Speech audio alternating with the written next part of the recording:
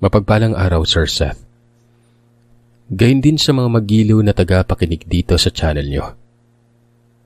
Lalo na sa mga OFW at mga nakatira sa abroad na katulad ko. Sana ay nasa mabuti kayong kalagayan. Tawagin niyo na lamang po ako sa pangalang Radela. Tubong Hilongos, Leyte. Pero kasalukuyang nasa San Francisco, sa California.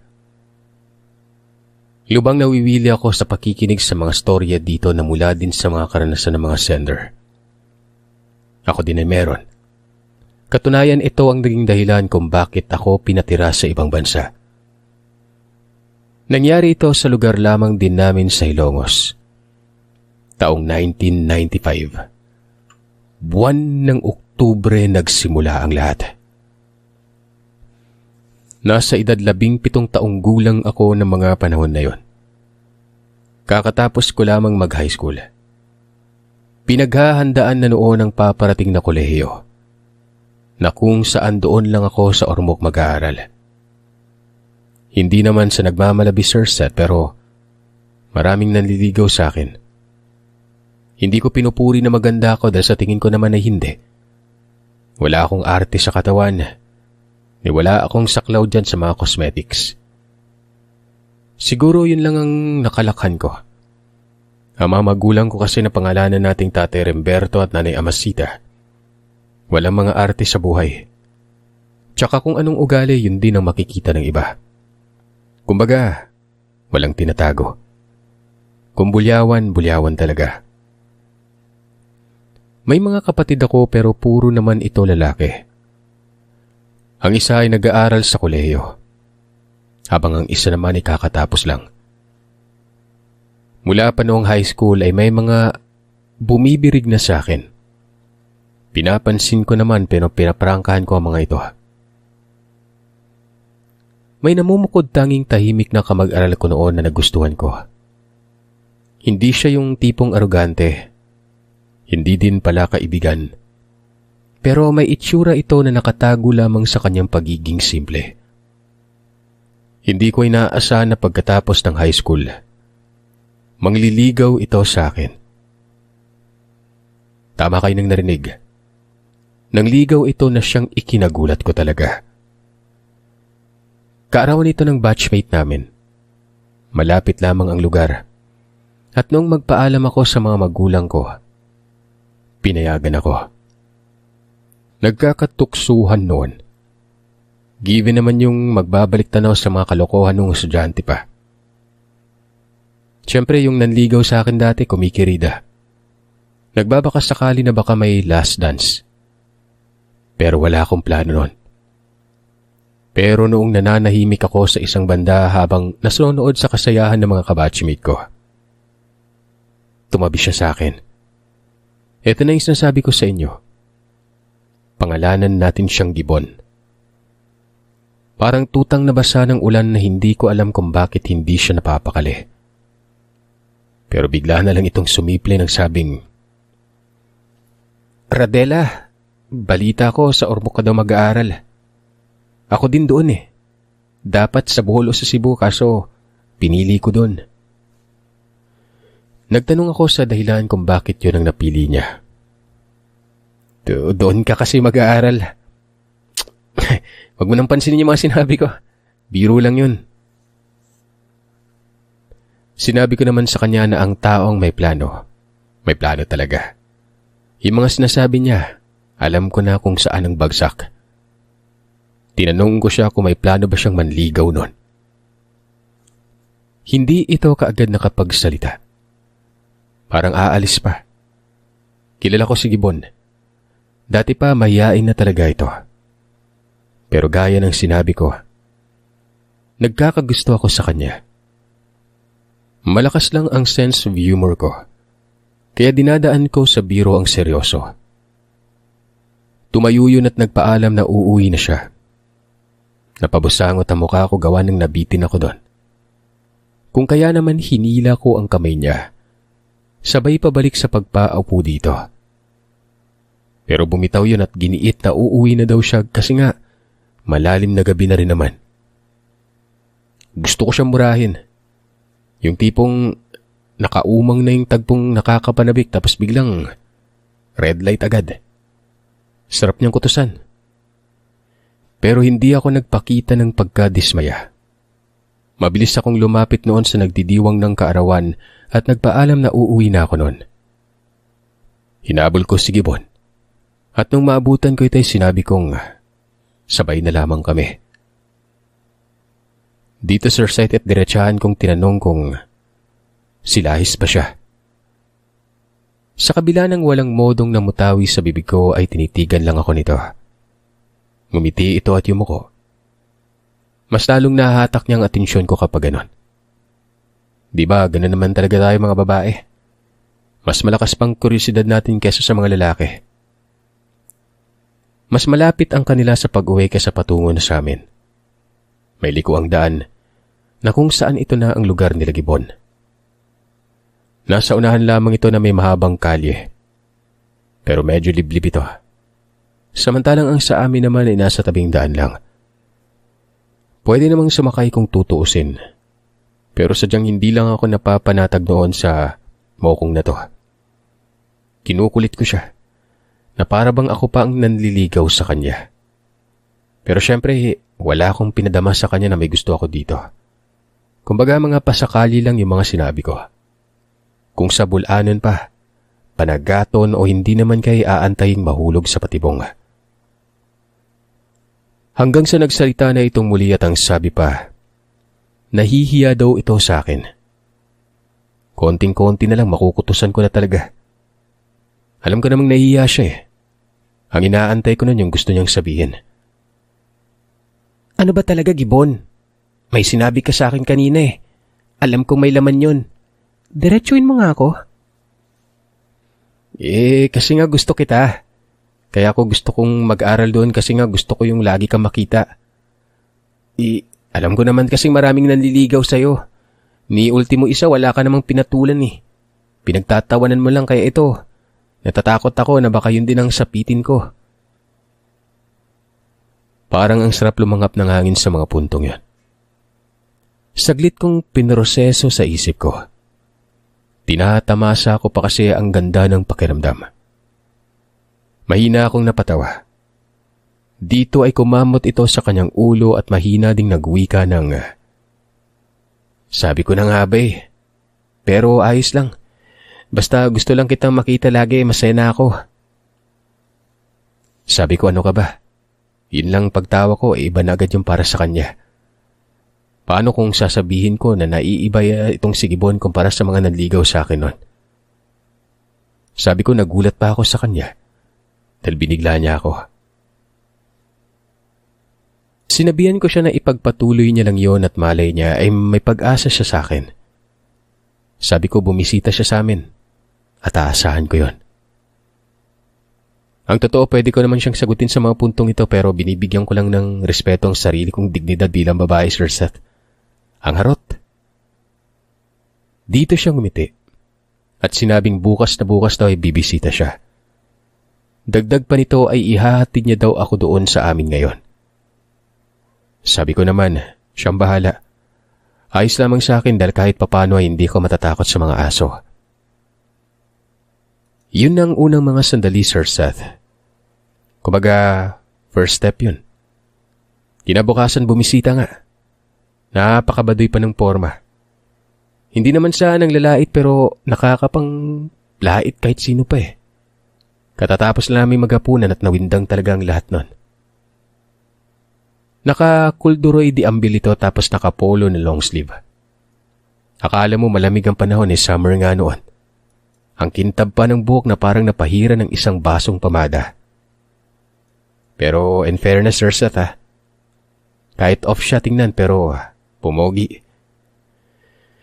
Nagulat ang mga magulang ko. Akala ko mano magsisiesta o mangangaroling nang wala sa okasyon. Etong kapatid ko nagpipigil lang. Pinaringgan ako na nagmamayang-bang daw ako na may bibisita sa akin tapos yun na palang bisita. Kulang na lang daw manok at paniguradong mamukha daw yung mananabong sa gabi. Hindi ko ito pinapansin kahit na nagmumukha na akong timang sa beranda. Na ako ang pinag-uusapan nila sa loob Walang-wala lang sa akin yon. Ito namang si Gibbon. Parang nakaramdam. Ang sabi baka daw hindi nagustuhan ng pamilya ko ang pagbisita niya. Lalo na sa suot niya noong paboritong damit. Kako wala. Huwag na niyang pansinin ng mga yon. Kayo ba naman na magkaroon ng mga lalaking kapatid tapos may isa kaparehas din ang ugali niya na mapang-asar eh. Natural, sasakit talagang ulo niyo. Ganon si Kuya Guloy at Kuya Bong. Hindi po nila totoo mga pangalan. Si Kuya Bong ang panganay. Nagtimpla pa si Kuya Bong ng kape at may pahabol pang pandesal at biskwit. Inihain yan kay Giboy.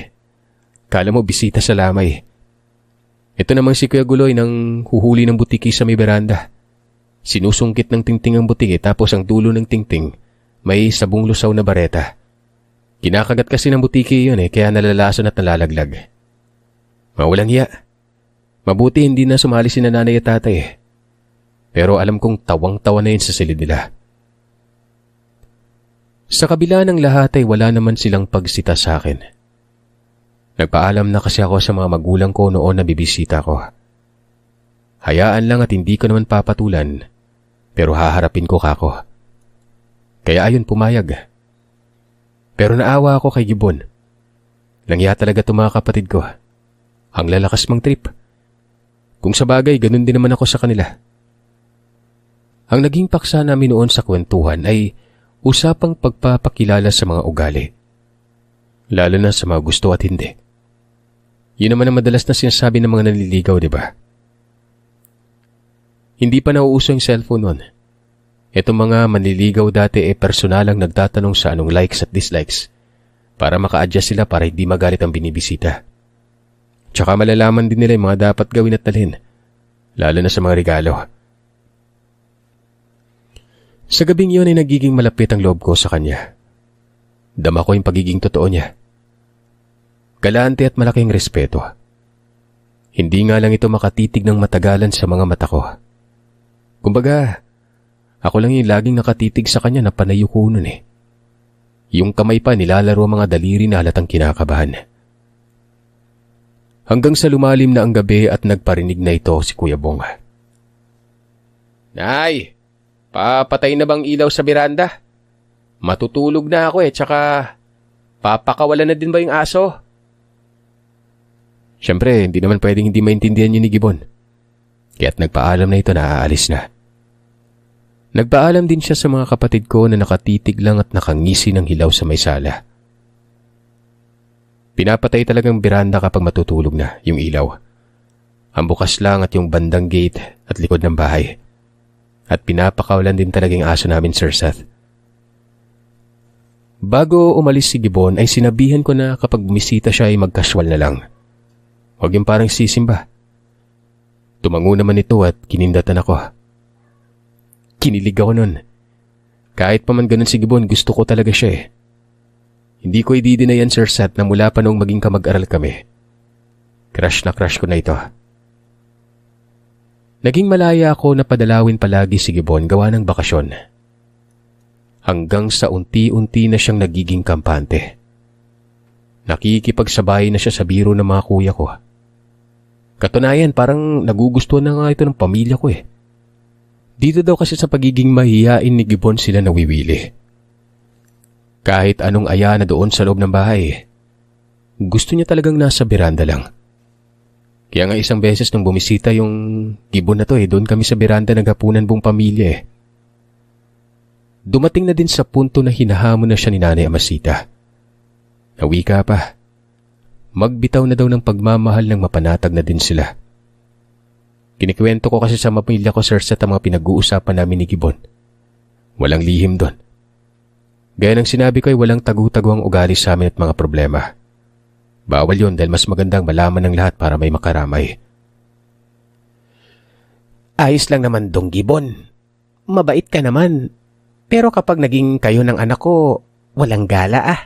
Dito lang sa bahay. Huwag mong dalhin ang anak ko sa inyo. Alam na siyempre ang mangyari dahil napagdaanan na namin yan eh. Di ba dong? Bawal ang pitik mingaw dong ah. Naku po, hindi po minsan pumasok sa isip ko yan. Mapagbiro din po pala kayo, Tita Masita. Lahat po kayo ditong lalakas magpatawa. Wag mo nang ilihis pang usapan, Dong. Ang gusto ko mangyari, dito sa harap namin aamin ka ng nararamdaman mo.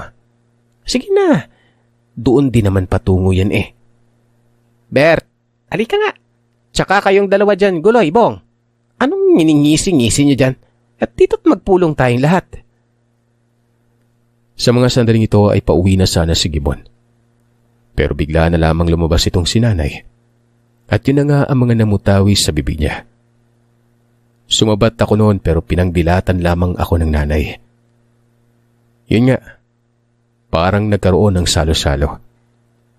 Pinagtulungan ng mga kapatid ko ang mahabang sofa at dinala sa beranda. Lumabas na din ang tatay na may pakindat-kindat pa sa akin. Itong si Gibbon ay namumutla. Hindi gumagalaw. Pawisan ng ilong na isang indikasyon na ninenervyos ito. Kalma lang, Dong Gibbon. Kaya mo yan. Ang problema nga lang kung sasagutin ka ba ng anak namin Nangkikwento siya patungkol sa'yo pero wala siyang kinikwento sa kung anong desisyon niya. Bong, kumuha ka ng tubig. Painumin mo. Malat ba yung lalamunan mo, Dong Gibbon? Namumutla ang labi mo teka, nanginginig ka. Sabing kalma lang Inhale, exhale. Inhale, exhale. Yan. Mag-aantay kami ha. Sa madaling salita ay na-corner ang manliligaw ko. Hanggang sa tumayo ito na para bang tatakbo. Hinarangan naman ng lokolokong si Kuya Guloy. Alam nyo, sa tuwing naaalala ko to, natatawa ako na kinikilig nun. Dito na bumuntong hininga si Gibbon. Sinabi niyang mahal niya daw ako at kung pwedeng maging nobya niya ako. Inulit niya yun ng 2 pang beses kasi nga itong si tatay tumatango na animoy pinapaulit. Lumuluha na yung mga mata ni Gibbon tapos nanghingi ito ng pahintulot sa mga magulang ko. Kasunod naman noon ng uwi na po ako, tita, tito, Kibong, Eloy, uwi na po ako. Gabi na po Anong uwi? Ganon lang. Kau talaga. Halika kalma. Alam naman namin na mahiyain ka talaga kaya nga sinasanay ka namin. Para kang takot makakita ng tao. Salamat at lalaki ka nga palang talaga. Sige na, pasok na tayo sa loob, Guloy. Bong, ikaw talaga ang Masita, dinadamay mo pa ako sa kalokohan nyo. Hindi na kayo naawa dyan sa binata Hoy, Bong, anong sinisipat mo dyan? Pag-umpugin ko kayo ni Guloy. Iiwan nyo na yung 2 yan, baka pakawalan nyo yung aso Matulog na kayo. Sa wakas, nakawala na rin kaming 2 nun. Hindi ko inaasahan na itutuloy nila yung napag-usapan nila sa kusina. Kara ko biro lang Nakesyo kapag bumisita si Gibbon ay pipikutin daw nila. Hindi pa kaagad nakapagsalita itong si Gibbon. Pawis na pawis yon. Ako naman noon ay inaantay ko siyang mabukas ng usapan. Hanggang sa maya-maya pa, sinabi na nito na totoo umano yung mga binitawan niya kanina. Para umanong sasabog ang dibdib niya sa lakas ng paggabog.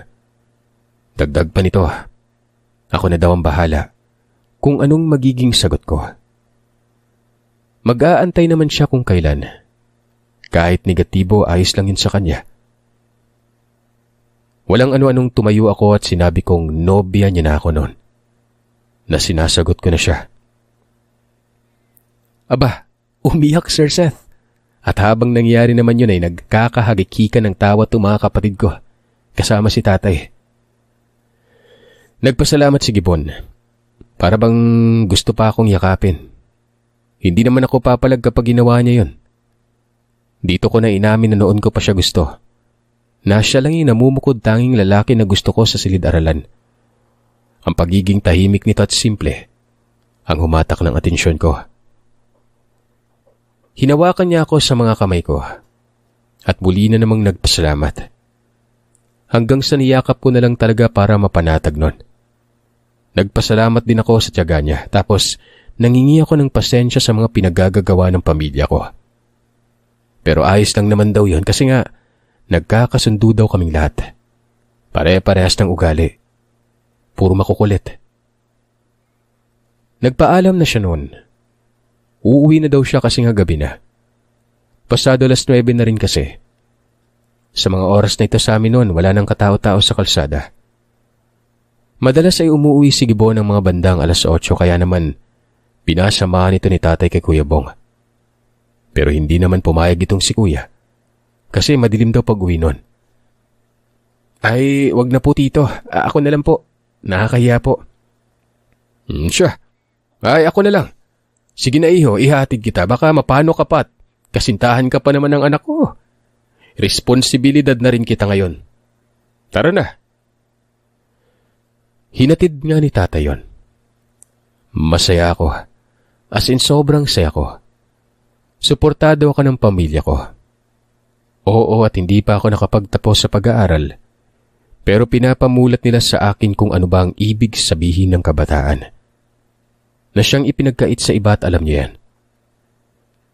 Naging malalim ang lahat. Parang ng kapamilya si Gibbon sa amin. Para siyang naging parte ng buhay naming magpamilya nun. Siyempre may limitasyon. Kung kaya hindi pa ako nakakapunta sa kanila. Hindi pa din gaano kalawak ang nalalaman ko patungkol sa pamilya nila Gibbon. Hanggang doon lang sa yung mga magulang niya ay nasa bukid. Maging ang buong angkan. Ang tinitirahan niya ngayon sa Ilongos ay ang kanyang tiya at tiyo. Nakita ko na yung bahay pero saglit lang. Noon pa itong mga sandaling gumala ako gawa ng inaalam ko talaga kung saan siya nakatira. Hindi naman siguro masama ang mag-stock sa taong nawiwilihan, di ba? Si Gibbon, kapag nagtatanong ang mga magulang ko patungkol sa kanyang panig, sumasagot naman ito pero may parte na parang kinukubli niya. Kumbaga, pahapaw lang tapos ililis ng usapan. Hanggang sa may isang pagkakataon na nag-aya ang tatay Remberto ng gala. Kaya naman sinabihan ko noon si Gibbon nang mapabisita ito na sumama siya. Pumayag naman yon. Pero kami lang palang tatlo ni tatay ang matutuloy. Hindi sumama ang mga kapatid ko. Itong sinani na ubod ng tipid sa buhay ayaw mabawasan ng laman ng alkansya. Dito pakiramdam ko na ito na'y magiging kinabukasan ko. Ang makasama ko sa habang buhay si Gibbon. Kapag nakapagtapos na kami ng pag-aaral, nilubos ni tatay ang mga sandaling yun na igala kami gawa ng 2 linggo na lang, enrollment na. Hindi ko alam kung matutuloy ba si Gibbon sa pag-aaral sa Ormoc. Hindi na kasi ako masagot ng diretsyo nito nang tanungin ko noon. Ang hindi ko alam, na yun din palang mga sandaling yon. Magbabago ang lahat. Total twist talaga at halos hindi ako makapaniwala. Kinabukasan, hindi bumisita si Gibbon. Iniisip ko na baka abala lang. Wala kasi itong palya sa kakabisita eh. Kagaya ng sabi ko, parang parte ng pamilya namin. Pero sa sumunod na araw ay wala pa rin. Dito ay nakakaramdam na ako ng kakaiba. Hindi ako napapakali. Nasanay na akong makita siya palagi. Pinapuntahan ko kay Kuya Bong pero hanggang bukana lang naman ito ng bakuran. Natatakot daw siya kasi parang may aswang sa bahay. Ang dilim. Kako duwag lang siya. Naging sunod-sunod na ito. Hindi na talaga bumisita si Gibbon. Si tatay noon ay nabati ng atensyon nito sa kadahilan ng napapansing balisa ako palagi. Pinuntahan niya yon. Tinuro ko lang kung saan banda. Gabi kung kaya hindi ako pinasama ni tatay. Tsaka nakakahiya daw dahil babae ako. Baka ano pang isipin ng mga kapitbahay. Pagkabalik nito, parang bagsak ang mukha niya. Kagad akong nagtanong sa kung anong balita. Ang sabi naman nito ay hindi daw nagpapakita doon si Gibbon batay sa sinalaysay ng tiya at tiyo nito. Baka umuwi umano ng bukid gawa ng merong napabisita doon pero hindi nila kilala. Ilang araw nagparinig lang si Gibbon na aalis pero hindi nila napansin ang pag-alis nun. Kumbaga, nawala na lang bigla. Baka umuwi anak. Baka babalik din yon. Huwag kang mag-isip ng kung ano-ano. Malay mo, bumisita na lang bigla. Sabi ko hindi ako mapapanatag. Siyempre, nobyo ko yun eh. Sus Mariosep ni mo, day. Kapag narinig yan ng nanay mo, lagot ka. Maghunos dili ka. Hindi na lang ako nagsalita noon. Kung sa bagay ay hindi talaga maganda ang inugali ko nang hindi nagpakita si Gibbon. Hanggang sa bigla itong napabisita. Kakatapos lamang ng enrollment noon. Masaya siyempre nung bumungad na. Nayakap ko pa ito. Pero mabilis kong naramdaman ang kakaibang aura niya. Para bang may malaking problema. May ayaw nga noong tumuloy sa amin. Hanggang sa may gate lang banda. Pinagtitinginan na lang kami noon ng mga kapitbahay. Hanggang sa napabusangot ako nang nagwika si Gibbon ng, Radela, naparito ako para magpaalam. Ayoko mang sabihin dahil sobrang sakit pero kinakailangan. Para din naman sa'yo to. Hiwalayan mo ako, Radela. May mabigat na rason lang na dapat hindi ito magpatuloy pa. Gusto kong manggagaling sa iyo mong kae. Gusto kong magmumula sa iyong lahat. Hiwalayan mo ako. Tinanong ko siya kung anong nangyayari sa kanya. At bakit ko gagawin yon? Wala naman siyang kasalanan. Huling pagkikita na natin to. Patawarin mo ako. Kung ayaw mo na nasa sayan, ang akin lang, nire-respeto kita. Kaya ako nandito para magpaalam. Alis na ako. Matapos magsalita ni Gibbon ay tumalikod na ito. Hinabol ko, hinatak ang kamay niya. Niyakap at sinabi kong huwag kaming maghihiwalay. Hinilamos ko na ang sangkaterbang kahihiyan sa harap ng mga tingkarol na kapitbahay namin na ang tataas ng leeg makausisa. Ang mga magulang ko at mga kapatid, naroroon sila sa beranda. Halata ang tensyon sa mga muka. Kahit anong sabi ko kay Gibbon na huwag kaming maghiwalay, hindi siya kumikibo. Umiiyak na animoy kontra sa loob niya ang pangyayaring yon. Hinalikan ko pa nga eh. Ginawa ko ito sa harap ng mga magulang ko. Para talagang pelikula, Sir Seth. Mahal kita, Radela, kaya ako ginagawa to. Mahirap ipaliwanag ang dahilan kung bakit basta para sa'yo to. Ayaw kong may mangyari sa'yo. Kinulit ko siya. Kung ano ba yon? Na magagawan naman ng paraan ang mga problema. Sabi ko yung mga magulang ko na parating nag-aaway pero magkasama pa rin. Kami pa kaya na bago pa lang. Pagkatapos kong magsalita ay humigpit ang yakap niya noon. Binulungan ako nito. May malaking pagbabago daw sa buhay niya na hindi niya inaasahan. Isang tradisyon nito na siya ang napili. Pero hindi niya sasabihin ang lahat. Isipin ko na lamang daw na para ito sa kabutihan ko. Marami pa naman umanong lalaki na higit pa sa kanya. Tumango yun. Hinalikan ako sa pisngi. Kitang-kita ko ang malamlam niyang mga mata na namamaga. Napayuko na lang ako nun. Humagulgol ng iyak. Lalo na nang tumalikod na ito. Lumapit si tatay at nagtanong sa kung anong problema. Sa mga oras na ito ay nakalayo na si Gibbon. Hindi ako nakapagsalita. Niyakap ko na lamang si tatay. Yumakap din ito sa akin habang hinahapwa pang likuran ko. Para bang naiintindihan niyang sitwasyon. Nang makarating kami sa bahay, para akong napapalibutan ng mga bubuyog. Nasa harap ko silang lahat. Tanong dito, tanong doon, na hindi ko naman alam kung anong isasagot. Mahirap din magdahilan lalo na't hindi malinaw yung paghihiwalayan namin eh. Basta sinabi ko na lang na wala na kami. Yun lang ang namutawi sa bibig ko. Ang dahilan naman ang pinagtatanong nila.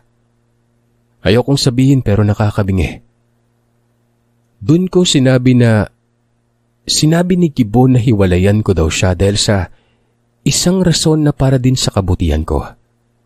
na may pagbabago, na siyang naging tradisyon ng pamilya nila at siya ang napili nun. Sinabi ko ring dama kong napipilitan lamang si Gibbon na makipaghiwalay. Ano siya, prinsipe? Linawin mo nga, Inday. Tsaka magpakatatag ka. Huwag kang kukuya-kuya-kuy. Sinabi kong yun lang, na maski ako ay hindi ko alam. Basta, makipaghiwalay lang daw ako.